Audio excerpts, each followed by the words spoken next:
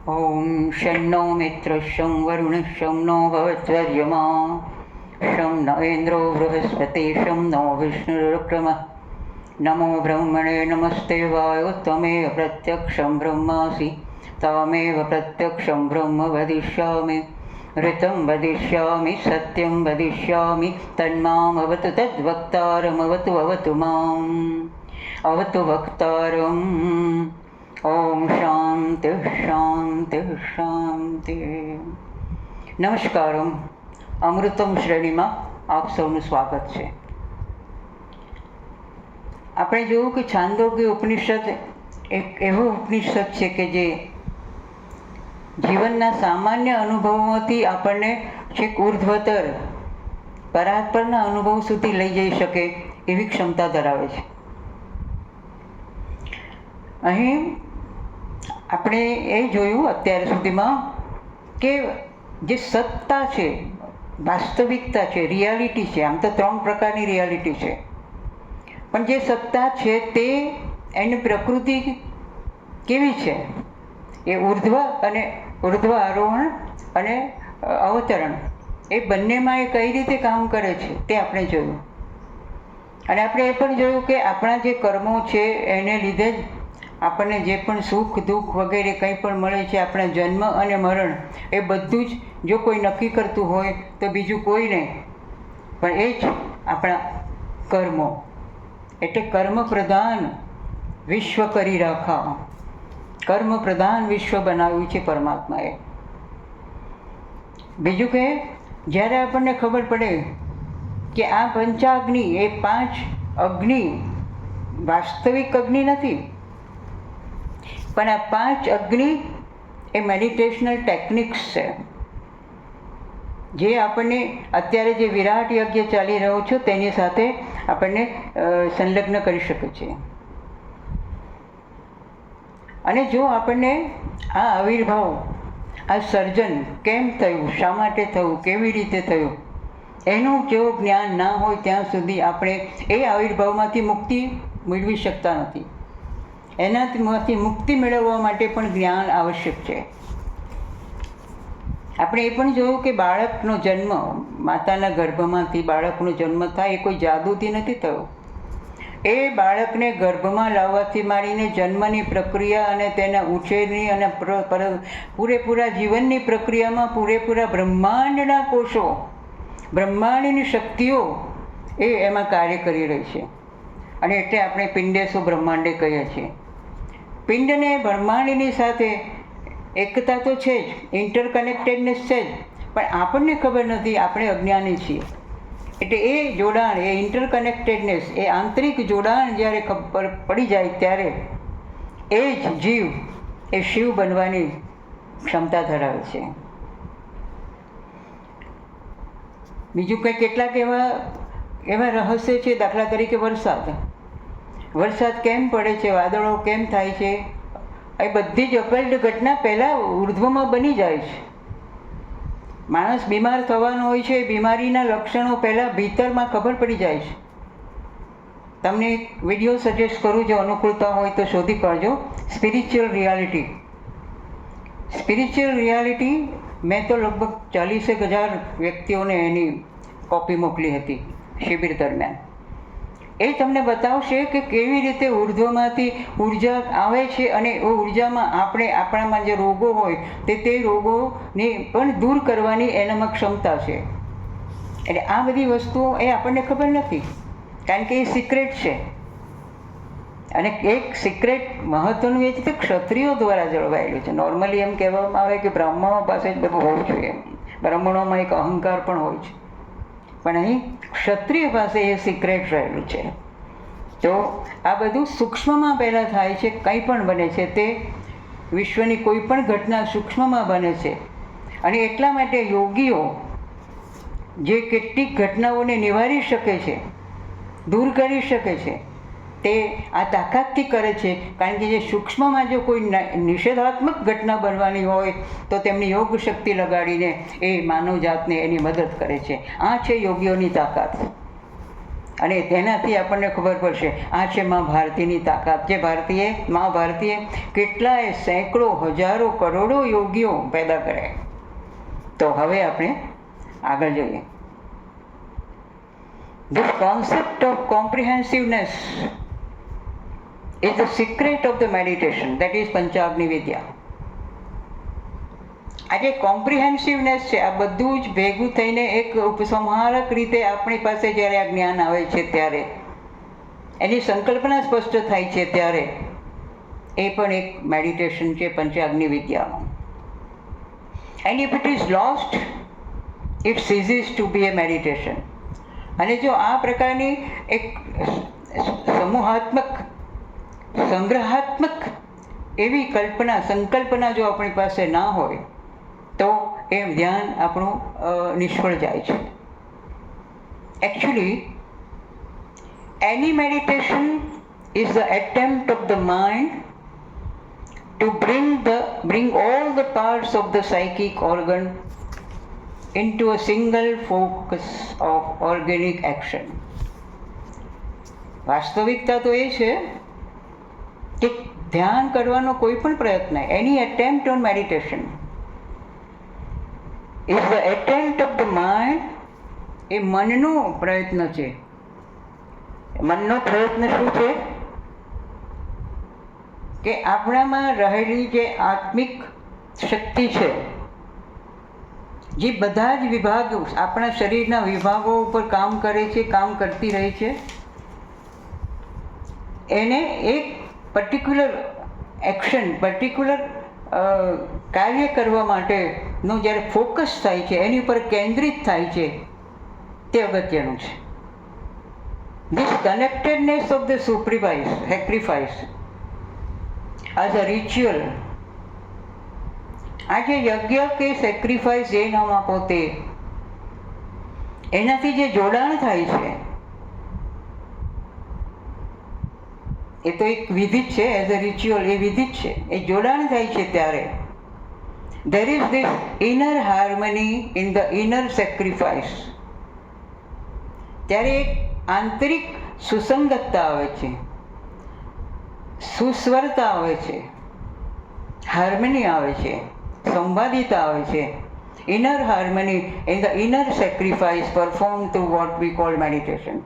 ત્યારે આપણે જેને ધ્યાન કહીએ છીએ તે યજ્ઞનું રિચ્યુઅલ તો છે જ, પણ એ જ રિચ્યુઅલ આપણે ધ્યાન મારફતે પણ એ ઇન્ટરકનેક્ટેડનેસ, એની સાથે જોડાણ કરવા, વૈશ્વિક જોડાણ કરવા માટે આપણે મદદરૂપ થઈ શકીએ. અને આ જમાનામાં મને લાગે છે કે જે યજ્ઞની પ્રક્રિયાઓ છે જે પહેલાં આપણે કરતા હતા એ અત્યારની પેઢીને કંઈ ગળે ઉતરતી નથી. પણ એમને જો ધ્યાનની ટેકનિક્સ કહીએ છીએ તો આજે પણ મેં જોયું છે 10,000 બાળકો સાથે મેડિટેશન મેં કરાવ્યું ત્યારે કે એમને ધ્યાનની પ્રક્રિયામાં મજા આવે છે, પણ એમને કહીએ તમે આ યજ્ઞની આ વિધિ છે ને સમિધાલો ને આ લે તે બધું, તેમાં બહુ મેં જોયું કે એમાં એમને બહુ રસ નથી. તો આપણે પણ આપણા જ વારસાને, આપણા જ ઉપનિષદોને આ પેઢીને અનુરૂપ હોય તેવા કેમ ના કરી શકીએ? Let us dilute that. The Upanishad tells us here that the first vibration propelling any kind of activity or event in the world,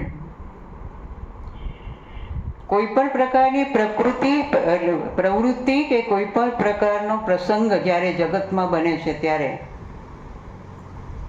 એનું જે પહેલું આંદોલન હોય છે, first vibration takes place not in this world alone. એ માત્ર આ આપણને દેખીતા વિશ્વમાં બનતું છે એવું નહીં, but in a higher realm. પહેલાં પણ જોયું, આ વધારે સઘન રીતે આપણી સમક્ષ મૂકવામાં આવે છે. કોઈ પણ વાઇબ્રેશન એ પહેલાં ત્યાં ઉત્પન્ન થાય છે. There is a chain of factors involved in the conception of the cause.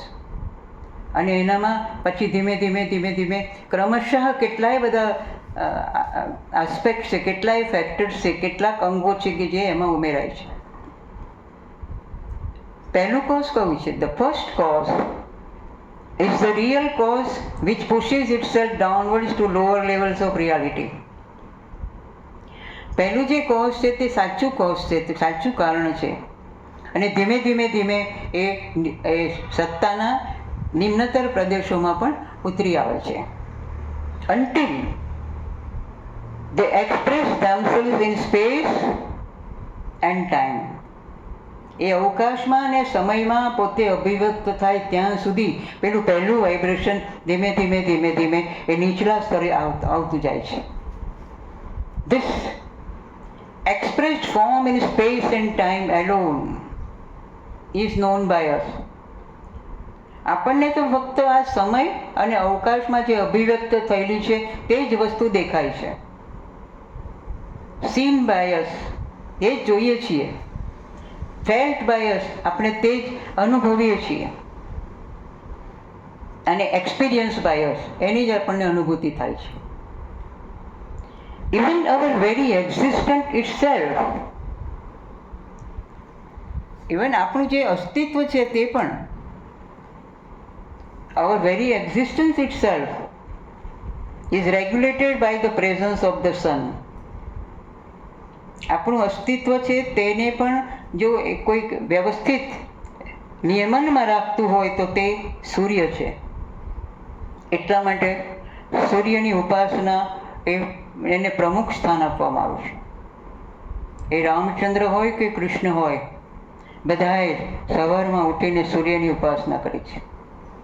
અને એટલા માટે આપણો ગાયત્રી મંત્ર એ આટલો બધો શક્તિશાળી મંત્ર છે. Who is the cause of our life and activity? આ સૂર્ય જ આપણું જીવન અને આપણી પ્રવૃત્તિનું કારણ છે. તમે વિચારો ને, સૂર્ય સીએલ પર જતો રહે અઠવાડિયા 15 દિવસ સુધી તો શી દશા થાય આપણે? અને પુરાણોમાં આવા પ્રસંગો છે કે જ્યારે કોઈ પતિવ્રતા સ્ત્રીએ એના પતિને બચાવવા માટે, કારણ કે કોઈએ કહ્યું કે સૂર્ય સવારે ઉગશે એટલે મૃત્યુ પામશે, એટલે સૂર્યની ગતિ બંધ કરાવી દીધી. એટલી હદે કે માં અનસૂયાને કહેવું પડ્યું કે તમે અહીં જાઓ અને એને સમજાવો. માં અનસૂયાએ એને સમજાવી કે તારે લીધે આખું જગત સૂર્યપ્રકાશ વિહીન થઈ ગયું છે, ક્રિયાકાંડો થતા નથી, કશું થતું નથી. પણ એમ કે મારો પતિ મરી જાય ને, તો કે જા હું તને ખાતરી આપું છું, સૂર્યોદય થાય તારા પતિને મૃત્યુ થાય તો હું એને જીવાડીશ. આટલી ખાતરી આપ્યા પછી એણે સૂર્યને ઉદય થવા દીધો. આ તાકાત છે સૂર્યમાં, અને આ તાકાત છે પતિવ્રતા સ્ત્રીઓમાં પણ. Behind the forming of the milky way etcetera, આ મિલ્કી વે ને બધું બને છે ને, નક્ષત્રો અને વગેરે, એ બધા માટે પણ આ જ કામ કરે છે. કોણ? સૂર્ય. There has to be some vibration behind that. એની પાછળ કોઈક આંદોલન હોવું જોઈએ. મહાભારતમાં તો એવો પ્રસંગ છે કે યુધિષ્ઠિરની સાથે કેટલાય બ્રાહ્મણો, કેટલાય બધા એની પાછળ આવ્યા, છોડતા જ નહોતા એમને. તો યુધિષ્ઠિરને તો કે આટલા બધાને હું જમાડીશ કેવી રીતે, આતિથ્ય કેવી રીતે કરીશ? તો એમને ધૌમ્ય મુનિ, હું ભૂલતી ના હોઉં તો, એમણે એમને કહ્યું કે તું સૂર્ય ઉપાસના કર. અને મહાભારતમાં એમણે જે સૂર્ય ઉપાસના કરીને તેના મંત્રો છે ને, તમે બોલો ને તો સાહેબ તેજ ફેલાઈ જાય. અને સૂર્ય એમને અક્ષયપાત્ર પણ આપે છે. છેલ્લે દ્રૌપદી જમે ત્યાં સુધી તમે આમાંથી જેને પણ જમાડવું હોય જમાડી શકશો. પણ 14મે વર્ષે આ અક્ષયપાત્ર કામ કરતું બંધ થઈ જશે, કારણ કે એને ખબર હતી કે 13 વર્ષ પછી પાંડવો જીતવાના છે. Anyway, behind the forming of the milky way etcetera, પણ કોણ કામ કરે છે? સન, સૂર્ય. There has to be some vibration behind. That vibration is precedent and anterior to what we call the manifestation of even casual condition of this world. અને એ આંદોલન એ સામાન્ય બનતી ઘટના અને એના આવિષ્કારને જે આપણે કહીએ કે સામાન્ય બનતી ઘટના છે, તેના પહેલાં અને પછી બંને સાઈડે, બંને રીતે તે હાજર હોય છે. આમ તો નિકોલા ટેસ્લા કહે છે કે હવે તમારે કોઈ બીજી ભાષામાં વાત કરવાની નથી. You have to talk only in the language off frequency. આંદોલનની ફ્રિકવન્સી પર વિચાર કરો ને એ રીતે તમે વ્યવહાર કરશો તો તમે ઉર્ધ્વતર માનવ બનવા માટે સક્ષમ બની શકશો. Even our insignificant life in this world, આ જીવનમાં આપણે તો કેવી સૂક્ષ્મ, આપણું જીવન કેવું છે, એકદમ ટેમ્પરરી, ક્ષણિક, બિન મહત્વનું. Even in our insignificant life, and it can be said that to be controlled by factors which are transcendent beyond the sun. આપણા આ ક્ષુદ્ર જીવનમાં પણ આપણી ઉપર કોણ કાર્ય કરે છે, કોનો અંકુશ છે? They are sun, the moon, the stars, સૂર્ય, ચંદ્ર, તારાઓ, ગ્રહો, નક્ષત્રો. And where we go in this manner of tracing our cause back, અને જ્યારે આપણે આ રીતે આપણું જે મૂળ કારણ છે એ કારણમાં જવાનો, પાછળ જવાનો પ્રયત્ન કરીએ ત્યારે વી કેન નોટ નો, છતાં આપણે જાણી શકતા નથી. ક્યારે જાણી શકીએ? We have to reach levels which are imperceptible. જોઈ ના શકાય, દર્શનીય ના હોય તેવા સ્તરો સુધી આપણે પહોંચવું પડશે. And unthinkable to the eyes, to the mind. આંખો જોઈ શકે નહીં, મન વિચારી નહીં શકે એવા ઉચ્ચ સ્તરો તરફ જવા માટેની જો આપણે પ્રક્રિયા કરીએ તો કદાચ આપણે એનું રહસ્ય, એનું કારણ જાણી શકીએ. This is an important fact of Panchagni Vidya. પંચાગ્નિ વિદ્યાનું આ બહુ મોટી મહત્ત્વની એવી હકીકત છે. તો આજે આટલું આપણે જોયું. અસ્તુ. Thank you very much. Hari Om.